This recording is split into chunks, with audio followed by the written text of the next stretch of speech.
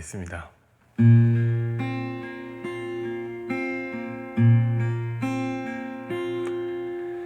주 날개미 내가 평안히 쉬네. 밤 깊고 비바람 불어쳐도 아버지께서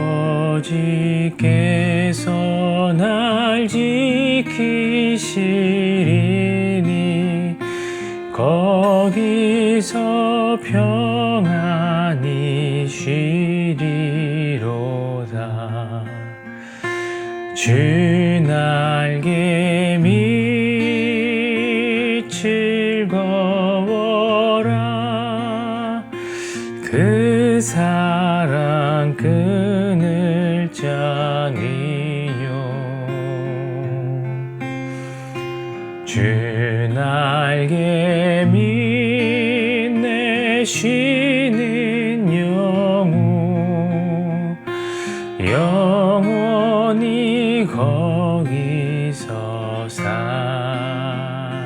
주 날개미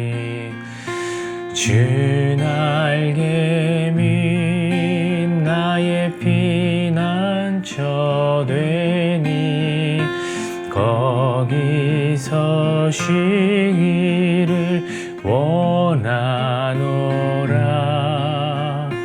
세상이 나를 못 위로해 주나 거기서 평화를 누리리라. 주 날개미 즐거워라. 그 사랑 끊을 자니요.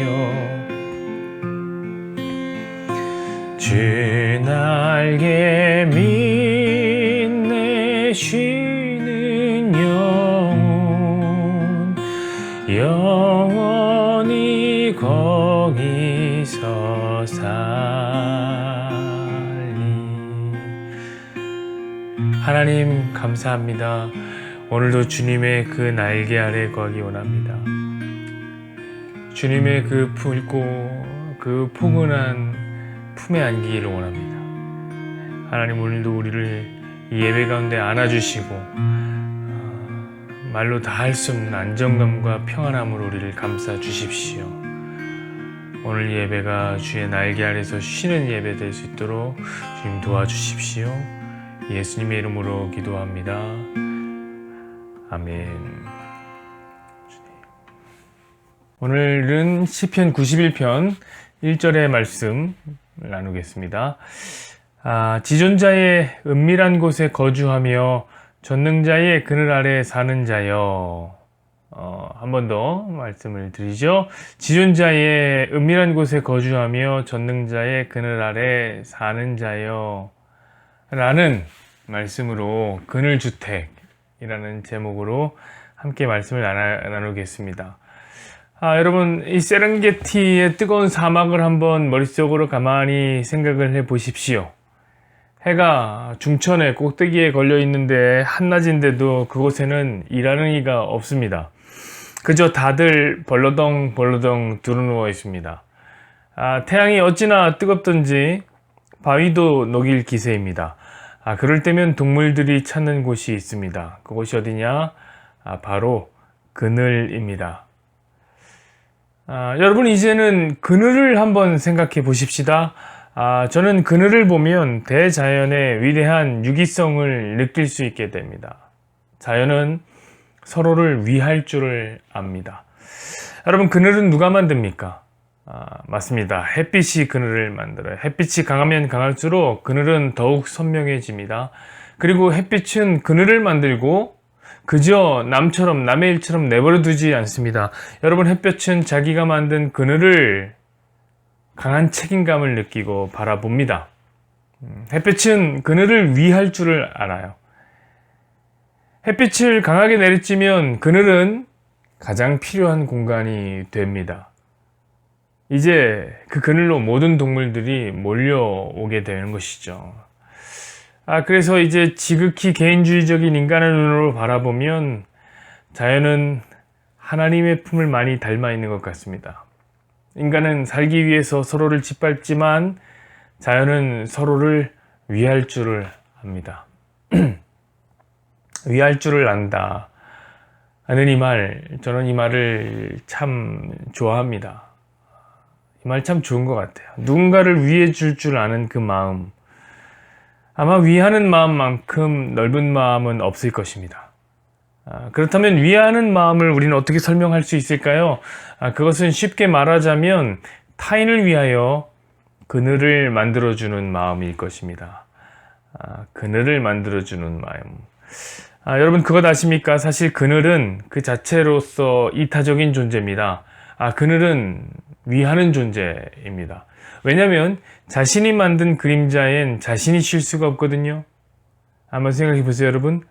햇빛이 나를 비춰서 그림자를 만들었는데 내가 거기서 어떻게 쉽니까?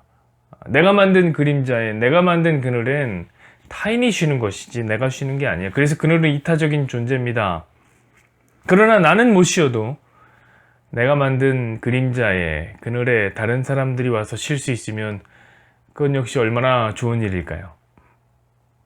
아버지가 만든 그늘에서 자식들이 쉬고, 우리 집사님들이 만든 그늘에서 우리 청년들이 쉬고, 교회가 만든 그늘에서 우리 성도들이 쉴 수 있으면 저는 너무너무나 행복할 것 같습니다. 그런데 문제가 있습니다. 그 문제가 뭐냐면 과연 내가 만든 그늘에 내 사랑하는 이들을 쉬게 할 수 있을까? 라는 어떤 근원적인 의문이 생겨요. 내 사랑하는 이들이 쉬기에는 내 그늘에는 문제가 너무 많거든요. 우선은요, 너무 작아요. 너무 작아. 여러분들의 이 몸뚱이가 저만큼 크면은 모르겠는데, 여러분 한번 우리 주은이를 생각해 보세요. 주은이가 만든 그늘에 누가 쉴 수가 있습니까? 너무 작아요. 그런데 사실은 몸의 사이즈보다 더 작은 게 있으니 그것은 우리의 존재의 가벼움, 이것이 더 큰 문제겠죠. 참을 수 없는 우리 존재의 가벼운, 그 가벼움이 만들어낸 그늘에 어떻게 내 사랑하는 이들을 쉬게 할 수 있단 말입니까? 우리가 사랑하는 이들을 위하여서 그늘을 만들고 싶지만 참 역부족이라는 생각이 들어요. 우리가 만든 그늘에는 문제가 또 있습니다. 그거는 무엇이냐면, 그럼에도 불구하고 우리가 만들어낸 그늘이 작음에도 불구하고 그늘을 만들고 있노라면 깨닫게 되는 게 있을 텐데, 그건 뭐냐면 여전히 우리 위로 태양이 내리쬐고 있다는 사실을 깨닫게 될 것입니다. 여러분, 그때도 여러분은 계속 견딜 수 있겠습니까? 자신이 있으십니까, 여러분? 여러분의 사랑하는 사람들이 이런 노래를 부를 때가 있습니다. 내가 만약 외로울 때면 누가 나를 위로해 주나? 여러분 너무 속상하죠? 이런 노래를 듣고 있노라면 속상해요. 내가 위로해 주고 싶어요. 내 사랑하는 사람이니까. 그 노래를 듣는 우리 속사람은 손을 번쩍 들고 이렇게 노래하고 싶어요. 내가 너의 우산이 될게. 그런데 말입니다. 우산은요, 비를 혼자 다 맞아야 되거든요. 그럼 사실 그게 힘든 거예요. 그렇게 혼자 비를 맞다 보면 이제 여러분이 이 노래를 하게 될 거예요. 내가 만약 외로울 때면 이렇게 노래할 거예요. 여러분, 여기 있는 목사도요, 여러분의 그늘이 되어주고 싶습니다. 여러분의 우산이 되어주고 싶습니다. 그런데 문제는 뭐냐면 제 인생에도 볕이 너무 세요. 제 인생에도 비가 너무 많이 오고요. 오늘 우리가 읽지 않은 본문에는 우리를 내리쬐는 떼약볕이 얼마나 강렬한가, 우리에게 쏟아붓는 이 폭우가 얼마나 강렬한가를 소개해주고 있습니다. 그것은 무엇이냐면 새 사냥꾼의 올무와 심한 전염병이라. 그것은 무엇이냐면 밤에 찾아오는 고통과 낮에 날아오는 화살이라. 그것은 무엇이냐면 어두울 때 퍼지는 전염병과 밝을 때 다가오는 재앙이라. 여러분, 이것은 함정과 질병, 공포와 고통, 절망과 혼란입니다. 여러분, 이 떼약볕은 보이게도 찾아오고 보이지 않게도 찾아온답니다. 밤에도 찾아오고 낮에도 찾아온답니다. 음지에 있을 때나 양지에 있을 때에도 찾아온다는 얘기예요. 여러분, 이 말이 무엇을 의미하는 거죠? 하루 종일 내리쬐는 거예요. 우리를 삼키려는 떼약볕은 1년 365일 24시간 내내 내리쬐는다는 겁니다. 여러분, 사막의 태양은요, 무지하게 무덥지만 뜰 때가 있으면 당연히 질 때가 있습니다. 그러나 우리를 내리쬐는 문제, 고통의 태양은 지는 법이 없습니다. 여러분, 그러니 우리가 그 앞에서 몇 시간이나 서서 내 사람들의 그늘이 되어줄 수 있겠습니까? 우리가 먼저 지칠 거예요. 그런데 우리가 쓰러지고 나면 우리가 사랑하는 이들이 그 위험에 그대로 다 노출되게 될 것입니다. 그래서 우리는 우리가 만든 그런 허접한 그늘에 우리 사랑하는 이들을 결코 쉬게 할 수는 없는 것입니다. 우리가 만든 그늘이 문제가 되는 것은 우리 역시 그 그늘에서 쉬어야 하는 존재라는 사실 때문입니다. 그래서 저는요, 오늘 여러분에게 정말 쉴만한 그늘을 소개해드리고 싶습니다. 진정으로 우리를 위하는 그늘입니다. 그것은 바로 전능자의 그늘입니다. 은밀한, 지존자의 은밀한 곳입니다. 여러분, 그곳은 진정으로 쉴만한 곳입니다. 장렬하는 문제의 태양도 뚫을 수가 없는 그늘입니다. 여러분, 그 그늘은 밤낮을 가리지 않고 여러분들을 지켜줄 수 있는 그늘입니다. 여러분, 그 그늘은 본문에 의하면 피난처요 요새입니다. 모든 악이 침범하지 못하는 공간입니다. 그 그늘은 어떤 공간이냐면 방패와 보호막이 될 것입니다. 어떤 적들의 공격도 다 막아낼 것입니다. 그 보호하심이 얼마나 강력한지 본문에 봤더니 전염병도 통하지 않는 강력한 방역 시스템이라. 오라. 요즘 같은 때는 참 거하고 싶은 그늘입니다. 여러분, 그 그늘에 들어오지 못하는 사람들도 있대요. 그런 사람들은 막 주변에 쓰러집니다. 나중에 한번 91편을 보십시오. 그럼 표현이 너무 멋진 거예요. 1000명이 네 왼쪽에서 쓰러지고 10,000명이 네 오른쪽에서 엎어지나 그늘 아래에 있는 너에게는 재앙이 가까이 하지 않을 것이다. 이게 정말 멋있지 않아요? 얼마나 멋있는 그림입니까? 여러분, 마치 헐리우드 액션 같아요. 전쟁신이, 총알이 빗발치는 전쟁신입니다. 왼쪽에 1000명이 총에 맞아 죽어요. 오른쪽에 10,000명이 미사일에 맞아 죽어요. 그런데 나는, 주인공인 나는 안 죽어요. 이건 진짜 신나죠? 왜요? 우리가 전능자의 그늘 아래 있기 때문에 그런 것입니다. 그러니 사랑하는 여러분, 이 전능자의 그늘이 아니면 어디에 거하시렵니까?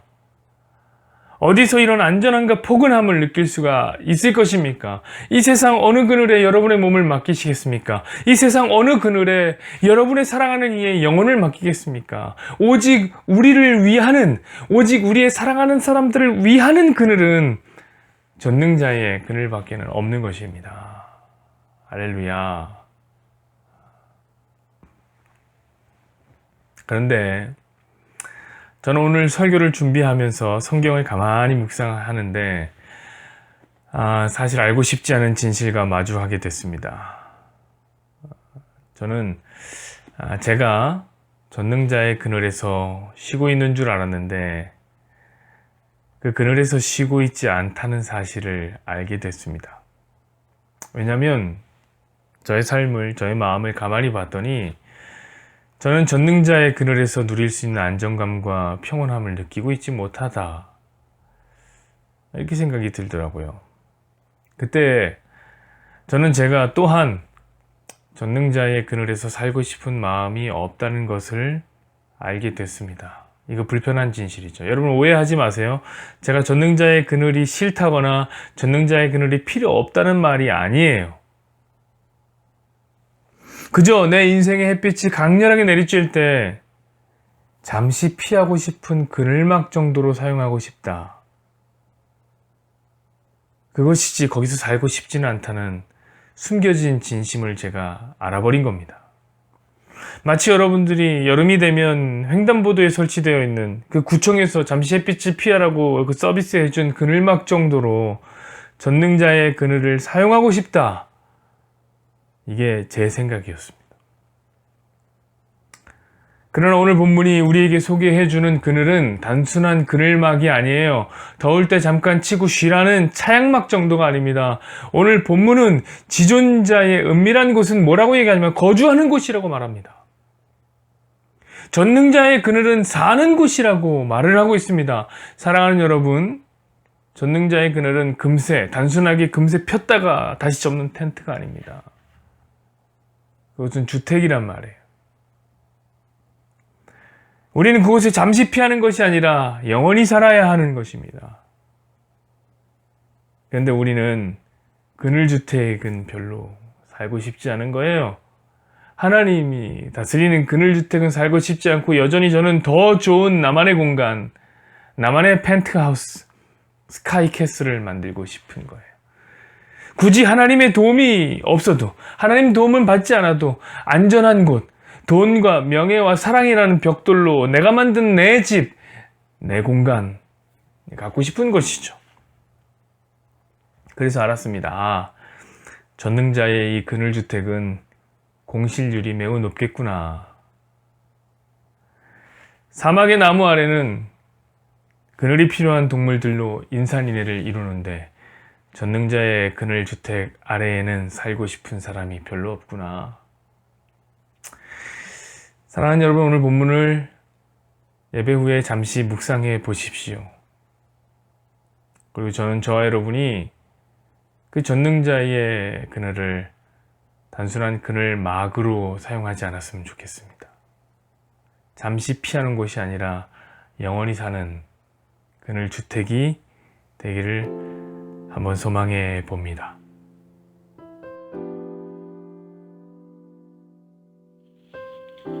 여호와는 내게 복을 주시고 너를 지키시기를 원하며 여호와는 그의 얼굴을 내게 비추사 은혜 베푸시기를 원하며 여호와는 그 얼굴을 내게로 향하여 드사 평강 주시기를 원하노라. 아멘.